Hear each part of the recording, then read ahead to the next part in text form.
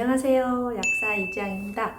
오늘 기분 좋은 날 녹화 마치고 왔거든요. 오늘의 주제는 50견, 석회화 건염, 회전근개 파열 이런 어깨 질환에 대해서 하는 거였어요. 근데 저는 오늘 여러분들께 석회화 건염에 대해서 말씀드리고 싶어요.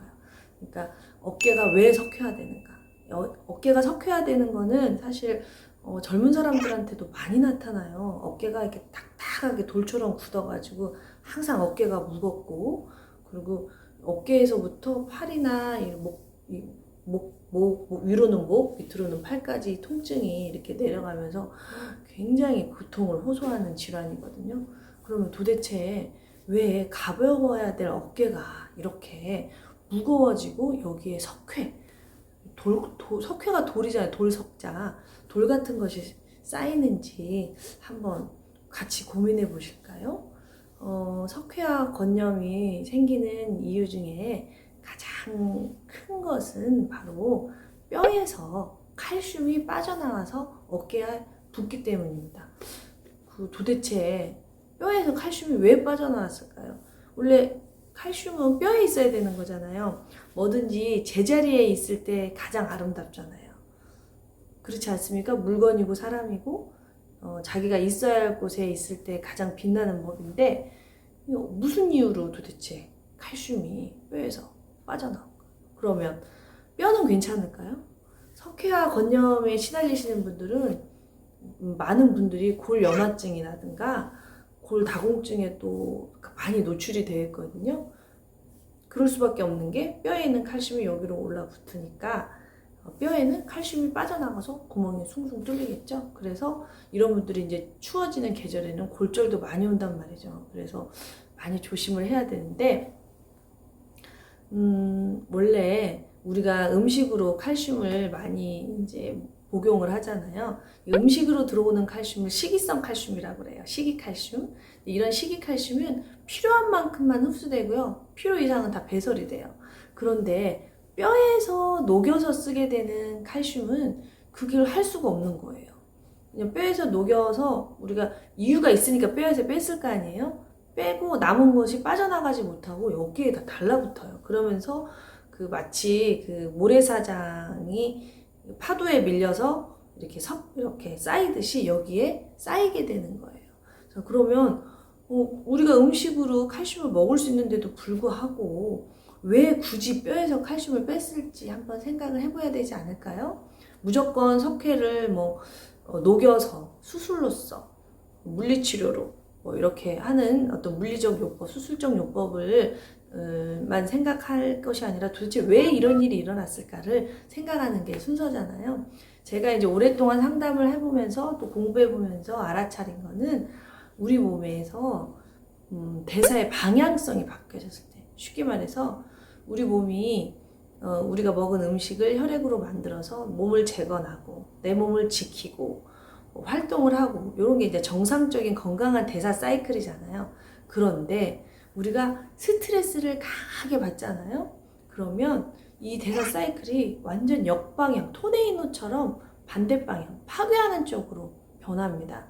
스트레스를 받으면 코티솔이나 노르에피네프린이라는 이런 호르몬이 많아지면서 뼈도 녹이고 근육도 녹이고 다 녹이는 쪽으로 가기 때문에 이 어깨가 석회화됐다, 이 말은 내가 그만큼 스트레스에 많이 노출되었다, 이제 이런 신호로 알아차리셔야 돼요. 그리고 또 어떤 사람들은 이런 분들도 있어요. 저는 스트레스 받을 일이 별로 없어요. 그렇게 심각한 일 없는데요? 이렇게 말하면 이제 식습관을 봐야겠죠. 우리 몸은 내가 정신적으로 스트레스를 받는지, 이런 음식으로 인해서 스트레스를 받는지, 노동을 많이 하는지 이런 거 잘 구분 못 하거든요. 균형이 깨지면 다 스트레스라고 생각을 하니까. 그러면 제가 이렇게 상담을 해보다 보면 남자들 같은 경우는 술 때문에 술을 많이 드시게 되면은 이 술을 해독하기 위해서 뼈에서 칼슘이 다 빠져나와요. 이런 거 생각하시면 좋을 것 같아요. 뱀술이나 인삼주 이런 거 보시면은 알코올에다가 자기가 좋아하는 그런 생약이나 생약 같은 걸 넣잖아요. 이제 뱀 같은 걸 넣으면은 한 3개월쯤 담갔다가 이렇게 빼버리고 술만 드시잖아요. 그 이유가 뭐예요? 알코올이 그 인삼이나 뱀이나 뭐 이런 도라지나 거기에 유효 성분을 싹 빼기 때문이에요. 그런 것처럼 남자들이 계속 술을 먹게 되면 뼈에서 좋은 미네랄이 싹 빠져나오니까 그럴 수밖에 없겠죠. 그러면 여성들은요? 여성들은 제가 볼 때는 커피를 너무 좋아하세요. 카페인 음료를. 이 카페인이 함유된 음료라든가 커피 또는 홍차 이런 거를 계속 드시게 되면 요것들이 우리 몸의 대사 속도를 빨라지게 하면서 미네랄이 또 소변으로 싹 빠져나가요.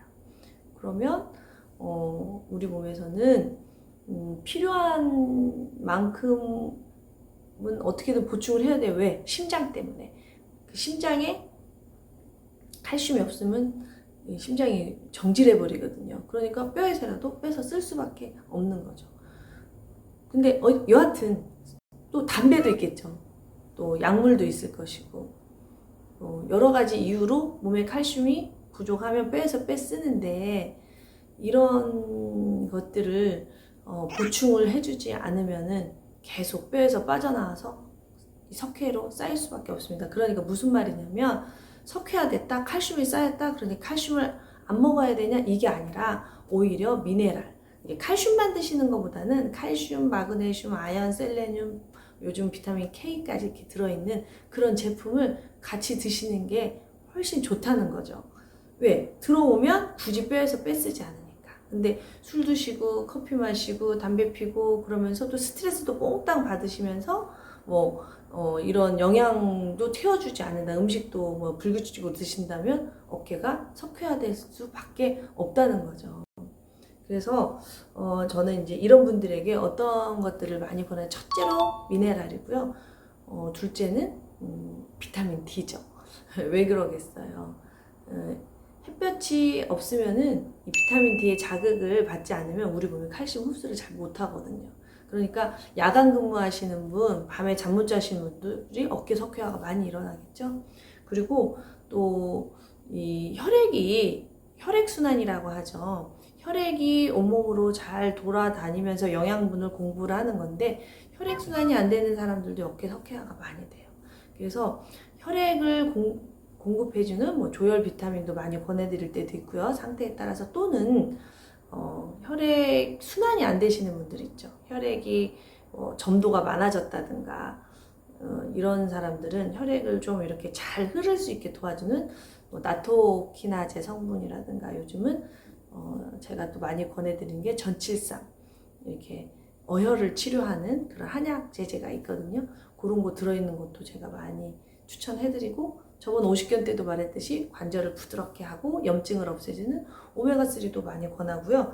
또 MSM 제제 그런 것도 많이 권해요. 근데 이게 참 재밌는 게 이 어깨를 때문에 이 영양소를 권해드렸는데 드시다 보면 치아도 튼튼해지고 무릎도 튼튼해지고 그러니까 몸이 다 연결이 돼 있으니까 하나만 좋아질 수가 없다는 거죠.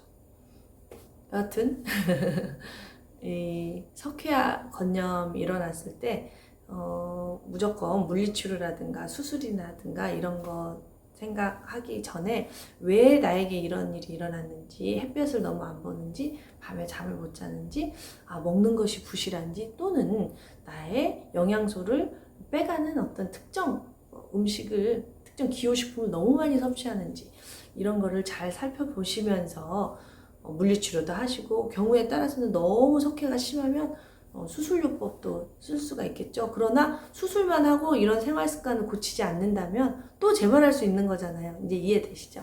그래서 몸이 보내는 신호들을 알아차리시고 몸의 균형을 찾으셔서 어깨는 날개라고 하잖아요.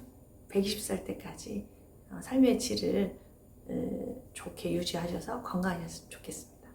네, 그러면 다음에 또 만나요.